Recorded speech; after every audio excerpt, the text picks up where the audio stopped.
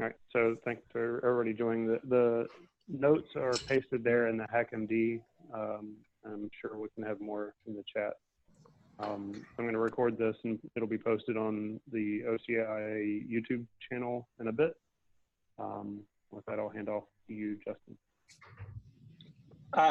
Yeah, just a kind of some updates on organizational things. So we have the Notary project repo set up, and Steve's created a requirements repo. If you want adding, ping me or Steve or Omar, all have admin, or Vincent, I think, all have admin access, so we can add people to organ repo.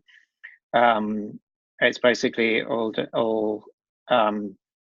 you know, there for us to use. So yeah, please put everything there and links to everything there, because that's so organizationally that would make it easier to find things. Yeah, those were the main organizational points, I think. And so Steve has done some work on requirements that I thought it'd be really helpful to review. So Steve. Mute. Okay. Hey, folks. So I was able to kind of take another iteration on the scenarios, requirements, use cases, the multiple names to things over the break, and I finally got things at least organized in a structure that I thought was a good, clean starting spot. So I did a PR, and the PR is in the notes. Yeah, it's in the notes. We don't have to go over the, I mean, I'm more than happy to have the conversation now, but obviously the PR was there for conversation. I tried to cover some of the things that I know we've been discussing without getting into technical implementation details, because that's the part we want the freedom to be able to come up with to meet the scenarios. There's another one that I had called requirements. So there's two documents. There's scenarios, which is strictly the scenarios that we're hoping to accomplish by having things that are signed. They're focused on registries because we want to be able to sign things related to registries. It's an interesting question of notary outside of that, and I think that's probably a good topic. There was a second thing in the original HackMD notes that called requirements, and I try to remember who it was that I was talking with AWS at the time. We were talking about making sure that the cloud-specific implementations could get leveraged in the same fashion that distribution allows each cloud and provider to use their own storage and authentication. I haven't done a PR on that yet, but I felt that was separate than scenarios, so I did keep that separate. With that said, I know there's a bunch of people on the call from various places. If you've had a chance to look at it over the weekend or have had other thoughts, I'll kind of open it up for discussion here.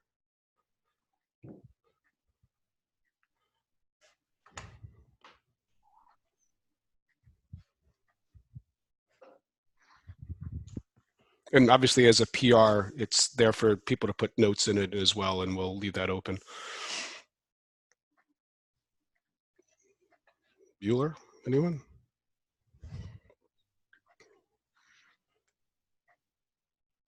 Okay. Well, obviously we'll review any notes. We've got we kind of dove right into these two topics. So I'll try bubbling up a bit. So we now have this set up on a weekly basis, kind of the org stuff that Justin was referring to. We've now got this set up as a weekly call. We did put it under CNCF. So I'll coordinate with Vincent and how we want to do the OCI, because right now we kind of have a mix of the two. We're using the open containers call. We've got on the CNCF calendar, the project's under CNCF. Go ahead, Justin. Yeah, I'm supposed to be getting a notary call ID that we could use, which I'll chase up on. We can always move it to that. Okay. Which would kind of be more consistent. Well, so at least just know where to go, know where to look for it. So like we'll have the calendar thing. So if you add that to it shows up so that as the calendar's updated, it'll point you to the right place, and then the Yeah, meeting yeah. notes will point to the right place. So. Yeah, Amy's been super helpful in getting that set up. So I did post that as a in our notes that we've got that. So obviously we're going to be very close to OCI because the being distribution the specs and everything. They're all under Linux Foundation, so it's one big happy family. So we're just going to work with it as that way. Other than that, now that we have the project, I'll work with Chris and Amy and so forth to get all the relevant pieces in place for licensing and PR gates and all those kind of fun things. But that's just kind of the overhead, stuff that we've had put in place. I mean, the meat of it is, and there's a bunch of people here I'm sure wanted to dig in. So the big thing is we wanted to actually get this officially started on a regular basis and make sure that all the people that are impacted have a chance to contribute and raise concerns, raise questions, raise contributions, and so forth. And I'm really glad to have the Scilab folks here as well as just another one of these artifact types. So with that, I think maybe for the scenarios, I'll jump in real quick just to kind of give a quick highlight of some of the stuff that we have there. So we talked about the need for a generalized signing solution. And while we want to be able to store things in registries and move them between registries, which has been one of the biggest challenges that we've faced in the past, there's also the ability to have things signed that aren't necessarily yet in a registry. Something that I know will be a source of a lot of discussion. So I try to capture those in there, and I try to give them numbers just for reference, and I'm also, obviously open to ideas and how we'd like to structure this if we'd like to do them differently. And I also like to make sure that if I'm not capturing things that, things like Singularity and what you guys or folks have done there, please make sure that make a comment, make a PR, Slack me, whatever you want to do to make sure that we capture those scenarios for your customers. Yeah. Just thinking about the kinds of requirements. I mean, one of the things that scenario 1 has is a local environment which configured to only support signed artifacts. We did talk about in Seattle about trying to potentially standardize, the kind of config side of things for enforcing signatures and for so there's more uniformity in what those kinds of configs might look like. So, which I don't think is something that we've actually started to capture yet. And it probably makes sense to at least put a placeholder for other things that we want to do other than the actual signing workflows, but so that the workflows on common or standardized usage or definitions of what the what signing looks like in different environments, because we discussed the kind of mess that there was with the sort of Docker content trust equals 1 being the UI to signing, which is obviously a really terrible UI. So we should start to capture something about at least a placeholder for requirements around some of these things as well. I think Omar was talking about the UX, like what would the experience be for somebody. And in fact, when I was writing these, I started and I backed out of saying, what the customer would actually the user would have to do to type in certain things. I was trying to be avoidant of that at this level. But yeah, we definitely want to, like even the idea it deploys to some environment and the environment says, hey, it's got a signature, but not the signature that I want. That starts to raise a bunch of interesting questions on, well, what does that mean? And, it teased in the idea that it's not just that it's signed, but it's signed with a specific thing. And also, what does it mean? So that, like, well, how do you declare that? And, so I think those are a bunch of things that we need to figure that out. Yeah, so I think we should have some at least sort of stub issues for that. Yeah, because the is it signed versus who is it signed by is important as a. Okay, I'm trying to type and talk at the same time. How do we account for?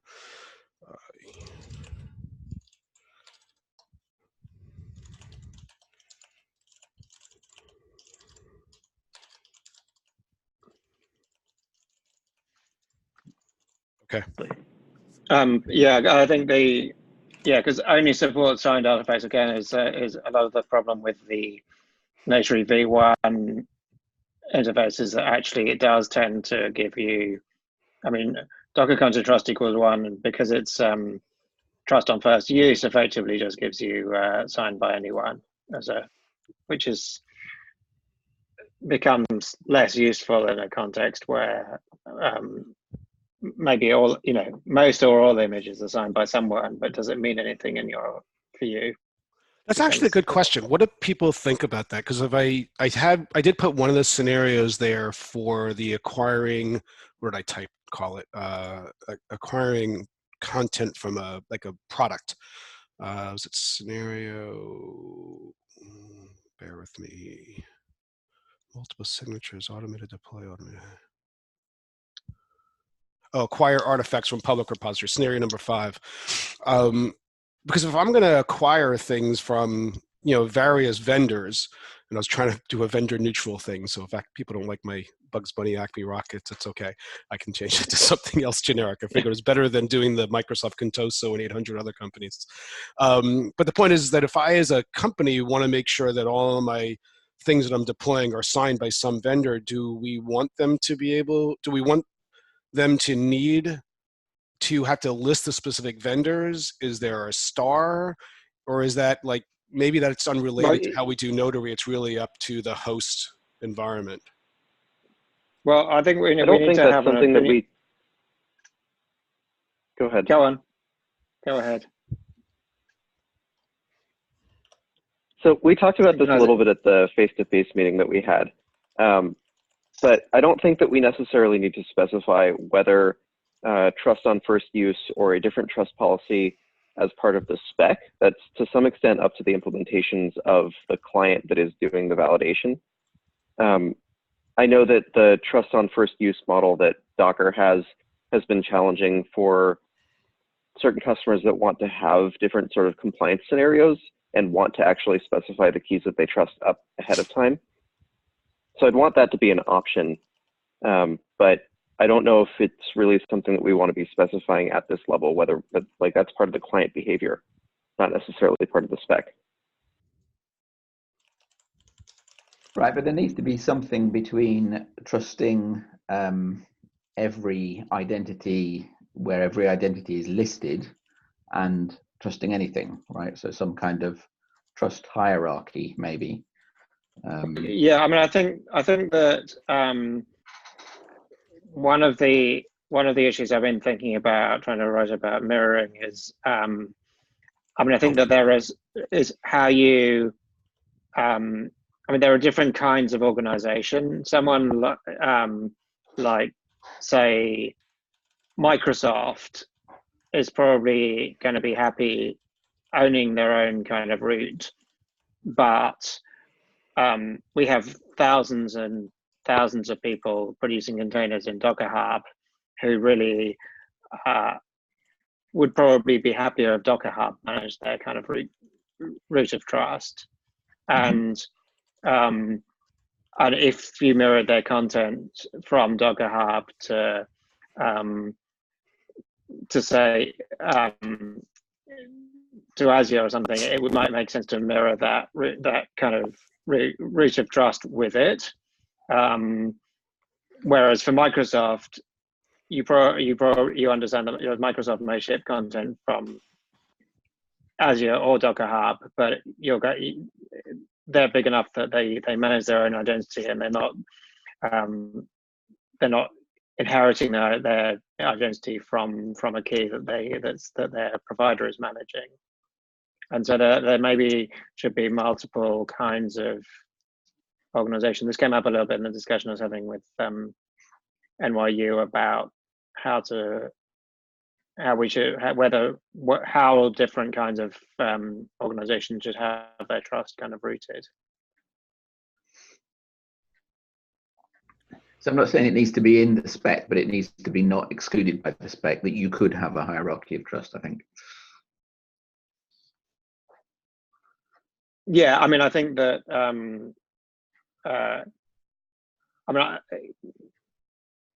think there are definitely kind of people who, I mean, I think, yeah, definitely one of the things I talked about in my talk at KubeCon was the fact that every one of the Docker official images basically has a separate key, and you can't just say, I want to trust all of the official Docker official images by giving the root key that they're all rooted off, which is kind of stupid. Yeah. Because that's actually a perfectly reasonable decision to want to make. And it's the same as like wanting to trust everything from Microsoft is a perfectly reasonable thing to make. You might also want to make more fine-grained decisions, but often it's often those groupings are kind of useful.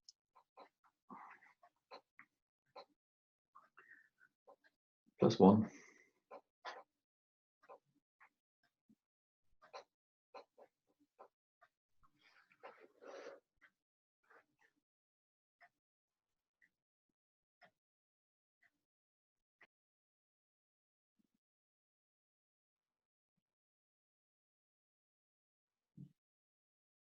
Steve, do you want to carry on?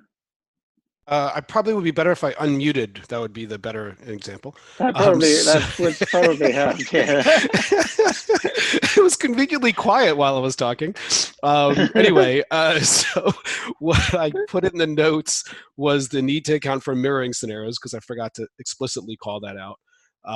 Yeah, I mean, I'm trying to write a document about mirroring because I said I'd write it for the threat modeling thing, but it kind of overlaps with these. So I'm happy to. I'm trying to do that this week. Okay, great. So I can kind of add a PR on that, on mirroring. So the other one that I put in was, how do we account for hierarchy and root of trust scenarios, as well as revoking signatures? How do we account for that, especially when we get into mirroring scenarios? So that I put those down as notes. One of the things that I've I specifically didn't put in the scenarios because I don't think as a scenario is more the requirements and kind of getting to the specs, and not knowing enough around the details of tough and Notary and so forth.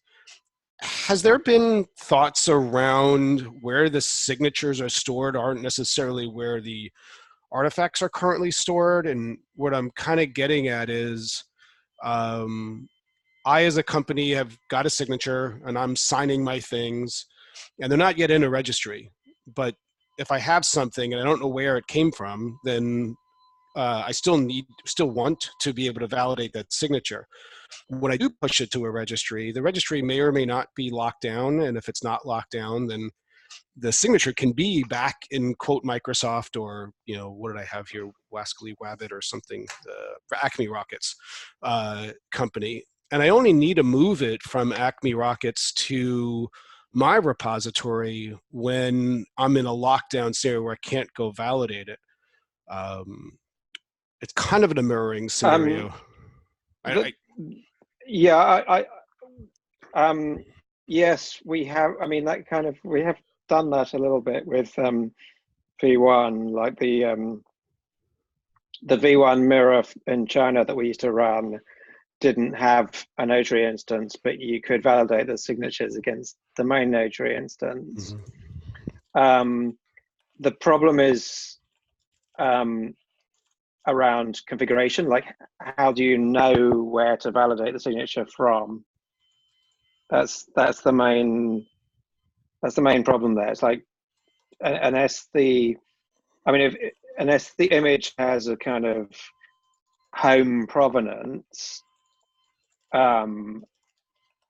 which may be something we have if somehow things have or indicate a home, because they then it might be possible. But if they don't, if you just find some content somewhere, how do you know where in the world to look for a signature for that content? Yeah, I was trying to figure out if there's something about the signature itself says where it currently is, and then if the signature is proxied because I'm in a lockdown environment, that's a local configuration. We did start building that into Docker Enterprise, but it was very complicated. I felt. I didn't feel it was a good user kind of experience at all. The way I'm thinking about this is not really a signature design aspect. It's a matter of how you do your mirroring or how you do your disconnected environments.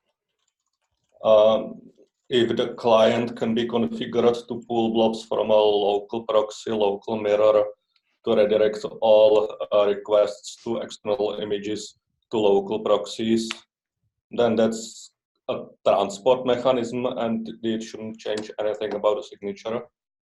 And the good thing about this is that it does not apply only to signatures, but also to other deployment concerns. Like you can have an application that says the image for my containerized application is at Docker Hub /vendor/foo, and that configuration will continue to work in a disconnected environment. If the disconnected environment just says everything at the Docker Hub /foo lives at this proxy server, and nothing about the image, nothing about the deployment configuration, nothing about the signatures needs to change. I don't quite think that embedding extra knowledge specifically about signatures is the best solution for this. And I wonder, this is part of, so there's two thoughts to it. One is, Justin, I'm curious if you guys felt the scenario wasn't valid and the implementation became overly difficult, so you kind of backed out of it. You didn't have the time to finish the experience, but the scenario was valid, and maybe that's the thing. We did have. I mean, yes, we did implement it. I think there was, and we did it for people with, I think, valid use cases, mainly around edge and things like that, where you're often going to be, semi-disconnected and things like that. There were all sorts of questions about what kind of mirroring you might do and what kind of whether it's a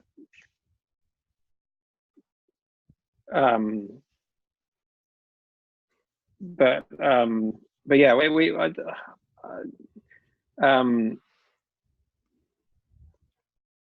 but yeah, I think, I mean, I do think, yeah, I do think there are definitely some valid use cases there. Okay, so why don't we, this is why I was trying not put them in the scenarios, because I didn't want to get into implementation details, because there's lots of ideas. We want that freedom. So I guess it's just a matter of, if we believe in this scenario, then we just need to figure out the right technology and the right experience around it. And I'm sure there'll be various constraints we'll hit against, but at least we have the history of a couple attempts at this, so we can figure out what worked and what didn't work. So I think that kind of does, I do ask everybody, just take a look at the scenarios, kind of weigh in whether you think they're valid or not valid, or concerns, regardless of implementation and historics. Like we will definitely get to that, but we want to continue to base the following designs on, do they match these requirements, and make sure that we capture them. Like, this is some of the stuff with CNAB, with the offline stuff, which is not just limited to CNAB, but I know that that's been a core scenario for them. Okay, we're only half an hour in. Is there anything else that others want to discuss? We want to continue down this. I want to make sure we leave it open. There's a lot of people on the call.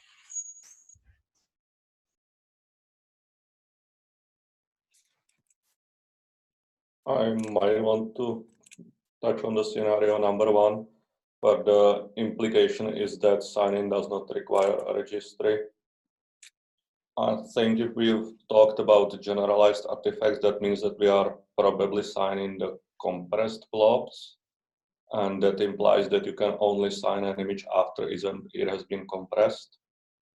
So you can't sign an image the way it usually just lives in the local storage in the local graph driver before because it's not been compressed yet.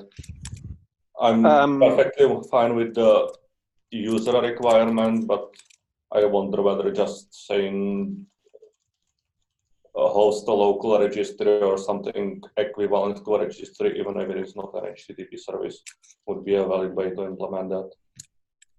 Right now, this kind of implies signing the on-file system container. What you're describing is true for how Docker works, but not necessarily true for how other container runtimes work. So Docker has a separate like local graph storage and then doesn't store the compressed artifacts. But for example, Containerd has both the local storage that it calls the snapshotters, where it does the overlay, as well as the compressed content store where it stores the original image content.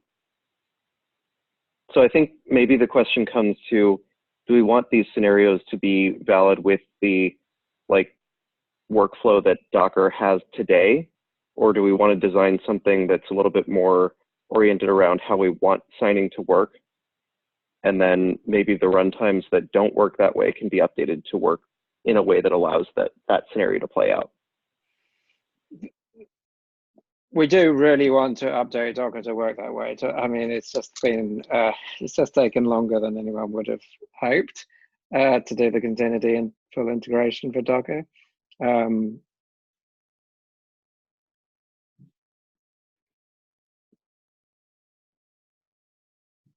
With this, the combination of Containerd happening and the Notary v2 requirements kind of wanting to wrap that scenario be the motivation to kind of get, whether it be Derek or whoever, to kind of pivot to that? I guess, is that a blocker, or is that just, hey, we just need to justify that's the reason we want to do it, and we can go ahead and do it? No, it's mainly just a complicated migration issue because of changing all the graph drivers, and it's a big change, and Derek's had an open PR for a long time, and it's difficult to do it. But I think that, I mean, that's why we have this weird BuildX plugin that basically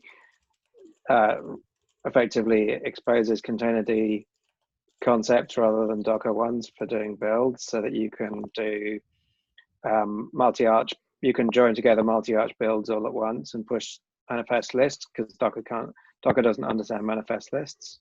Mm-hmm. So it's like there are lots of reasons why it needs to happen. Okay.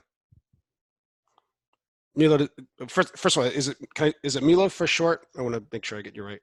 Oh, it's Mirek, but that's complicated. Never mind. Use whatever you like. Okay. Does that cover what your concern was? Yeah, if scenario 1 doesn't require signing uncompressed images, I'm fine. The user interface and the local aspects can be solved differently in different runtimes.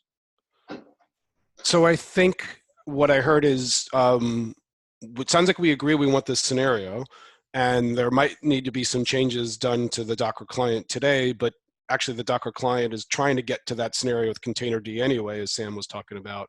So it's just a matter of, if the scenario is valid, we have the tech pieces in place, we just got to close the loop on all of them. And of course, I'm oversimplifying it, but that. Sure, works for me. Yeah, I think that, I mean, worst case is we postpone that requirement until the future, because we can potentially live without it in the short term. But I think everyone agrees that it would be nice, and that it's the way it should work. It's definitely confusing now that you can't get, I mean, a lot of problem, people can't get hashes, so they don't understand what the hash of their content is locally with Docker and things like that, which is very confusing. Okay, but those are exactly the kind of conversations I wanted to come out of capturing these scenarios and what the fallout is. So what is the value of being able to store a signature locally and validate it? To be fair, I'm not just saying that you necessarily store this. Well, I guess it's the question of what is each piece. The idea is I have something I'm signing, so I'm signing with, and then I can sign it. Ultimately, where I push it is just a storage bucket, because that same artifact can be retrieved from multiple locations. So it's the scenarios. First of all, I may not have pushed it to a registry yet. I have some build and validation scenario. It also breathes into the IoT edge scenarios where something's on a device like a car or a robot arm, that you want to make sure things that are on these big, fast, heavy killing machines actually are validated. That's kind of, those are the. There's also other thing. I mean, I got an email to security the other day asking about the fact that you can only validate at the time of pull because of this, and you can't actually check a signature at any other point. So it means you have to design the workflow around checking it at pull time, which is not necessarily terribly convenient because Kubernetes, for example, you might want to check it on admission controller time, and different admission controllers might want to check different things about the signature, like they might accept different signatures. But if you can only check it at pull time, once it's in the image store, you can't really write any constraints over it anymore. There's also been a couple of things around, I know the CNAM folks have hit into this also, is when they, the whole digest comes from the registry as opposed to it's generated locally, or if it's generated locally, does it match the one from the registry? So being able to close the loop on some of that stuff will be helpful as well. Yeah, from the debugging point of view, it's really confusing. I mean, that's a Docker issue that you just can't see the digest because of, with Containerd you can see the digest, but okay, perfect. But it's just, yeah, it's confusing for the user because they don't understand what they've signed. But I think, yeah, being able to have different signature checks against the same piece of content is impossible unless you have this. At different times after it's been moved about. Yeah, I can see it. Yeah, I mean, just after you've pulled it. The current thing is it can only check it at full time. So after you've pulled it, anyone can use it. And this has been an issue with a bunch of things with the kind of image store. There's that, like, you can't check permissions to pull something afterwards, but making sure that we don't make that same mistake with signature checks, I think would be helpful. So from the sort of Singularity Silas point of view, it's interesting thinking about, you know, working locally versus how things go into a registry and what the signature, how it gets there. Because so we're working with a single file format with file systems embedded. So we have signing and validation where the signature is embedded into the single file. And then people are going to be, in our case, used to working locally with building, signing, validating at any point. And our interaction with kind of registries is through the ORAS mechanism. So for us, it's interesting, you know, if there's signatures that come through Notary and are related to these Singularity single file artifacts being pushed up into a registry, how do those relate to the sort of embedded signatures which we can have in our images? So we have kind of like a bit of a different way round on this.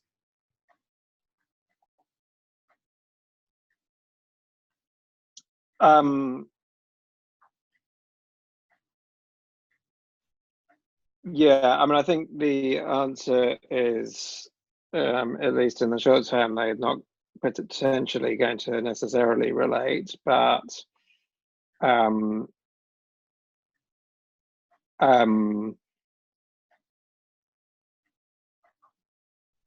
because we're trying to make a generic system that can sign anything, not just formats that already have an embedded signature mechanism, like other container image formats that don't contain embedded signatures, or any other kind of artifact that doesn't contain embedded signatures. But there's no reason why you shouldn't use the same keys, and therefore you could check either or both signature independently.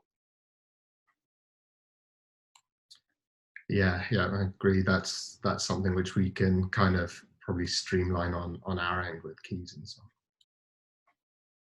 And we'll obviously update or as to reflect whatever we decide to do here, so we can the whole idea is that artifacts themselves can have signatures, and they might do them in a unique way, such as Singularity or Docker or Helm or something like, or CNAP or what the various is. Regardless of how each client signs, they should be able to persist it in a registry. The Notary v2 would provide a guidance and reference example. So if you don't need to invent a specific way, that you could use the general pattern that's provided. And Singularity might continue because you've got a specific reason why you're storing signatures your way, or we've accounted for your scenarios in maybe that's you could standardize on whatever we come up with here, and whatever we come up with here is obviously part of what your ideas would incorporate as well. So we want to, I think it's kind of like what we did with ORAS and the registries as a whole. We want to give each artifact type the ability to be its unique as it needs to be, and but it still can be persisted, just like any file type can be persisted in a file system, regardless with Linux or Windows. We want to be able to have registries be the same and have signatures be associated with them.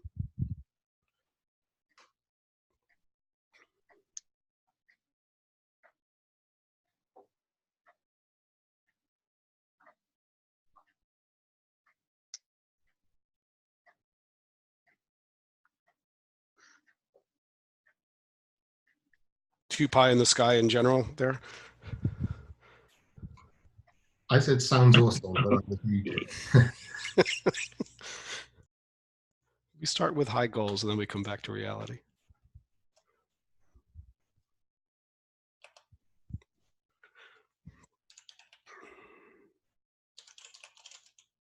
So could I just go back to the mirroring thing that we were talking about earlier, if nobody wants to talk about that anymore? Justin was saying that there was this problem of trying to determine the kind of the home location. And I was just thinking that I think there is a set of users that don't care what the home location is. They just want to be able to, or there is a scenario where you just want to check that the image has been signed by a trusted identity. So it's been through some process. You don't actually care that the initial registry that it went into was X or Y, or the repository name was this or that or the other. You just want to know that it's signed. And then there is the other case where you do want to know that it was originally called this, because you want to know what the purpose of it is. I'm not sure you want to know what it was originally called, but you do want to know potentially if the identity of the person, this is my interpretation of what you're saying, if the identity of the person you got it from is say it's my image and it's on docker.io/Justin Cormack, and that's currently the only place I push container images to, and I'm not a very important person as an individual, so I don't have an identity server where I serve my identity from or whatever, or my key is not widely available. Then docker.io/Justin Cormack is a useful description of me, versus Microsoft. Now Microsoft is a big organization, and they should should be easy to find the Microsoft's signing key from somewhere. And Microsoft makes sense in a sort of namespace wherever you pull, whether you get it from Docker Hub or from Azure or wherever, because it's Microsoft. Okay, I know about Microsoft, but docker.io/Justin Cormack is just an unimportant person who I don't really know who they are, and associating them with Docker Hub means that maybe you can go to Docker Hub and ask for the public key. So yeah, that was my kind of. Yeah, I tend to agree that the name itself is unimportant. I mean, the way I've been looking at it is if you push a signed image, let's say it was just a manifest list where one of the entries was a signature, and you could have as many signatures as you want. The signature itself it's another manifest, and it could be a remote manifest at that point. So anyone could layer on additional signatures, and you would at least know where the signatures are located by virtue of the remote signature manifest. But the image itself, its manifest, is kind of unimportant as to where it originally came from, as long as it's signed by a key that you trust, right? Yeah. And so the way this provides a nice decentralized way. So like if Docker Hub wants to sign every image, every official image, it would just have an entry at the top saying the signature for this particular manifest in this manifest list is Docker.io/central signature. And then you can even add additional ones in there, like, oh, and there's a specific signature in here for just the namespace, and you could have as many signatures as you wanted in that manifest list. And then it's up to the client to make a determination as to whether they wanted to trust one or more of those signatures. And then by mirroring, since this would all just be manifest lists and manifests, you could just mirror copy these things wherever you want. And if you see a remote manifest that isn't going to be accessible to your network for whatever reason, then you make a determination as to whether you want to copy that remote manifest and change it into a local manifest inside of your own registry or your tooling. But the signature itself still doesn't change, and everything's still content addressable. We definitely can't have anything changing when you move it, because that will just break everything. I think what we might be mixing terms on is the signature tied to a registry, or is the registry name just one of the ways to name a signature? Because historically, in Content Trust v1, or the current Content Trust Notary v1, the signature includes the registry name, and that's part of what we're trying to disconnect here. So if my thing, I mean that was a kind of a terrible design mistake. I didn't mean to beat up on the horse. It's okay. I just but it's also partly because I think there was a kind of confusion, and I think there's still a confusion between content and location, and that's kind of the issue with mirroring. We have a content addressed world that's got location addressed registries, which is kind of confusing, and I think it's not surprising we kind of got confused about that. And but yeah, the content is just a bunch of hashes, and you should be able to get it from anywhere. But in practice, it's slightly more complicated than that. So David, kind of the example might be is, let's just say that Singularity did host their own registry. You could have something signed with the Singularity signature that comes from the Signal and then stored in the Singularity registry. And I'm trying to not get into specifics here, but then if you decide to host your images, your artifacts, your Singularity content on Docker Hub, it can still be signed with Singularity. If somebody moves them into their registry for their company, because content should always be close to their deployment, that it's still signed with a Singularity signature. The fact that things like there might be some simplification made for people that want to post their stuff on Docker Hub and they don't want to get into the details of hosting or managing keys, then Docker can provide a default signature for your repo, for your org, or whatever the outfall of this might be. That's kind of what Justin, I think that's my interpretation of what Justin was saying. Maybe not a default, but maybe we have a hierarchical key that we sign. Gotcha. So you can if you can trace that key back to the Docker Hub key that you do know, so you can validate that it's Docker Hub / Justin Cormack, and that user used the delegated keys feature. I think that might make sense. I'm going to write about it a bit more in my mirroring doc, I think, but it shouldn't, whether that's the case or not, shouldn't get in the way of moving things around. Right. Because that's really about the keys, not the content. Well, I think the distinction between location and content is important here. I absolutely agree that the signature should not enforce or even contain any location, but it must identify the content.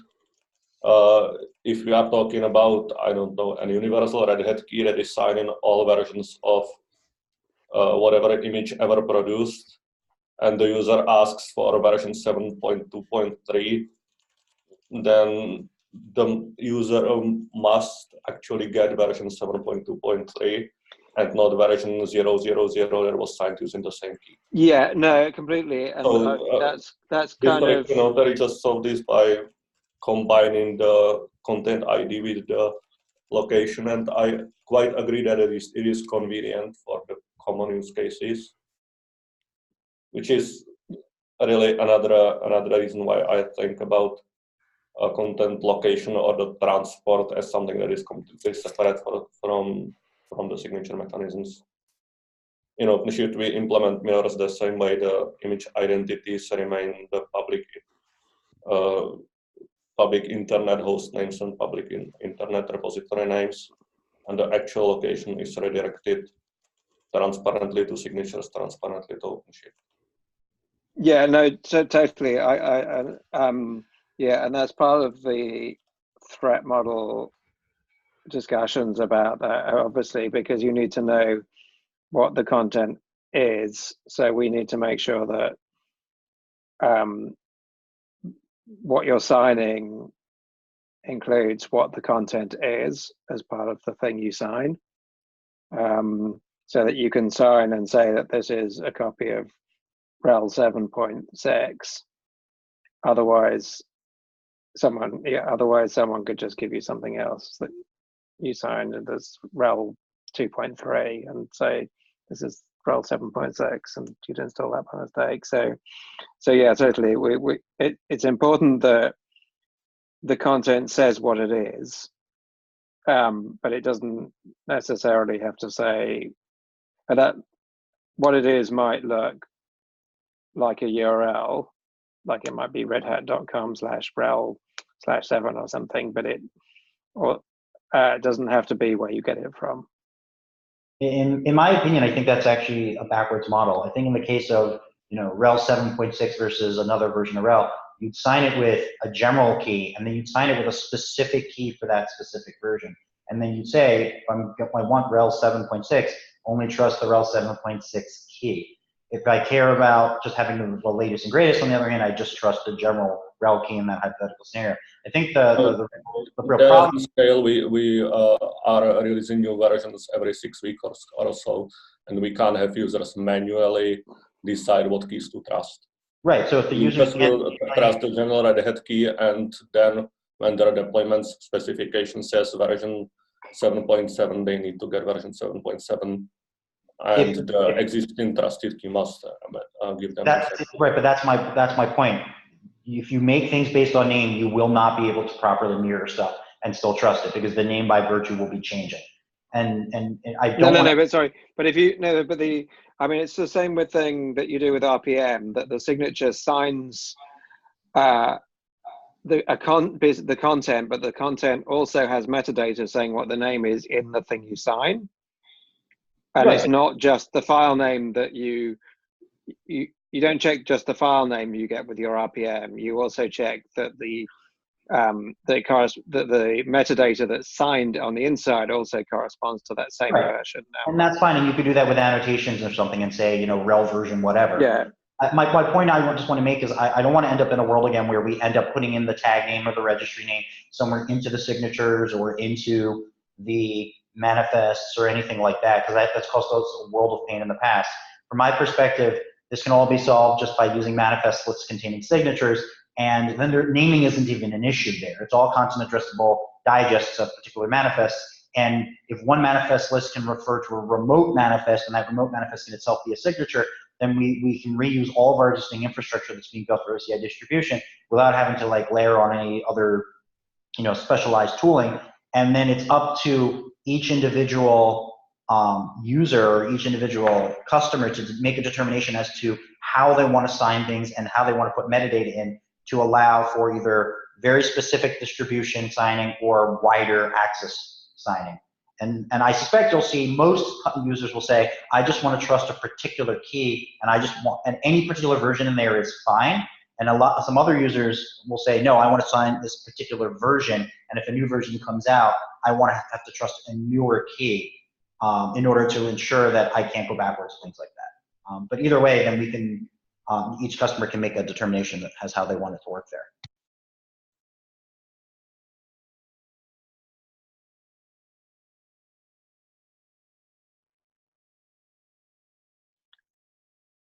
So I do wonder here, and maybe this is some of the root of trust in the hierarchy stuff that could play in, because it's kind of the way I just interpreted what Joey was saying. I do, and maybe it's just up to a customer. They can do whatever they want with the signature keys if we've got the hierarchy. It does make me a little nervous that for every version, that there's a pattern that you generate a different key.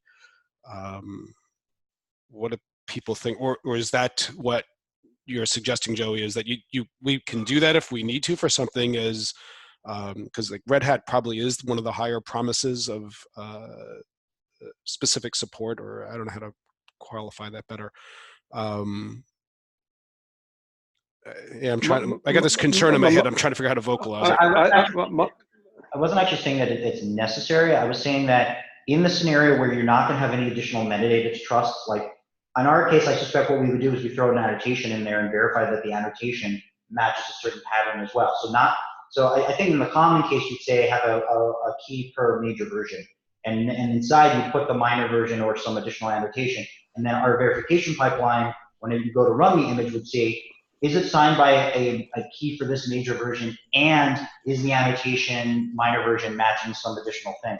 The one thing I want to get, I want to make sure we get away from is I don't want to have the tag name be something that's canonicalized into the signing system outside of like the annotations, because I could very much see a world where you know, on our end, on like Quay.io, it's Quay.io/Red Hat/whatever 7.7, but then when it gets mirrored internally, it doesn't have the tag name anymore, 7.7. It has just a long digest or even just some other, or colon latest or whatever, and I don't want that to break because the image itself is still the same manifest via content addressability, and the signature is still there. And so I just want to make sure, if we can, to create a system that is not reliant upon naming. That's just one of, and if you have to have a naming system, it uses annotations inside of the manifest, and at that point, it's up to the particular implementer to choose how their names apply to stuff. So I did account for the renaming. There was the joke of a rose by any other name kind of reference. That shouldn't matter what it gets named, whether it be the registry name, you know, what registry it's stored in, or to your points, a company has a standard that they stick dev or release or staging or something as part of their image name or even tag name. While a customer can reference, and I think I've captured this, and if I didn't, I'll double check. They can reference it by tag, and the tag points to a manifest, and the manifest is signed. Once the artifact itself is signed, it doesn't matter what it's named. Then, well, no, there's not. I actually don't think that's right. I think there are people, and I think there's a very. I mean, arguably, all that Notary V1 does is resolve names in a reliable way, and I don't think there are a lot of people who that's actually what they want. It's like you want to know that. I mean, I totally agree that you don't want to sign the full location and name, so you don't want to sign Quay.io/rel/rel 7.0 and never be able to change that. But most people do want to know that if they are pulling by tag in there and they're running MySQL 3.8, that they really do get something that was tagged as MySQL 3.8 by the person they trust to release MySQL, whoever that might be, and not MySQL 3.4. They might want to run MySQL latest, in which case they might get fewer guarantees. But actually knowing that when you pull MySQL 3.8, it really is MySQL 3.8 is actually one of the guarantees that most people are expecting to get, and is what they largely did get from Notary v1. And I would be worried if that was something that the user had to provide, rather than something that we gave them kind of out of the box. So though I do wonder of how much of this overlaps with some of the things we might lean into with the SBOM stuff, to have a better declaration of these details. Because the way I was thinking about it, and obviously that's the point of the discussion, is it a signature from MySQL that I'm trusting, or is it or Singularity or whoever, or is it a signature of 3.8 that I'm trusting? If I trust it's just the org, and then they can generate lots of different versions, including patched and major versions, and I trust it's MySQL. I trust they're doing the right thing. There's additional workflows, obviously, around specific tags and namings that I guess I'm trying to figure out how much the signing solution should dictate versus enable. Yeah, no, I think the question about what we dictate versus enable is a really important one, because there's clearly different use cases, and I think just we don't want to stop people doing things they want to do, and so we definitely want to be flexible with that.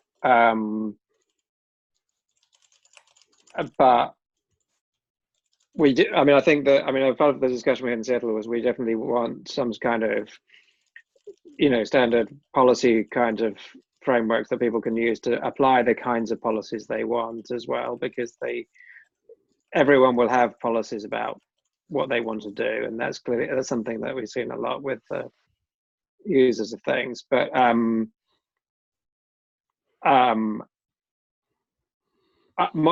my feeling is we need to understand what kinds of guarantees people want, and that's part of the requirement gathering process should cover. Is like, my impression is that people definitely want to know that this thing is, whether it's MySQL or not, because it being MySQL is an important thing. If you're going to run MySQL, you want it to actually be MySQL.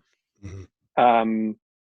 And I believe that a lot of people want to know, and that's kind of what we've given them for, is what version of MySQL it is, that, so that they can make sure that they're getting the new one when they think they are, so they don't get downgraded tax and that kind of thing. And that's, but is that the responsibility of signatures, I guess, is the question. But I think it is. But I think that we definitely all agree that whether you get MySQL from Docker Hub or your local registry or Amazon makes no difference. So that MySQL needs to be a thing that exists outside of any kind of URL of where you got it from, because it's something that Oracle is providing, not that Docker Hub is providing its MySQL-ness. So just a point of schedule, a couple of people have had to drop off because we are at time, and time zones being what it is, it's either late or people just have work to do. Why don't we cue this up? This is a good point that we should kind of drill it. And I'm not sure if that's Joey. It just says Red Hat. There's a comment here about naming and registries and trust that I'll paste in the notes, and maybe this is a good conversation for Slack or next week. But yeah, I definitely for next. I'm going to try and write out my mirroring notes, so maybe I'll try and make some of these things a little bit more concrete.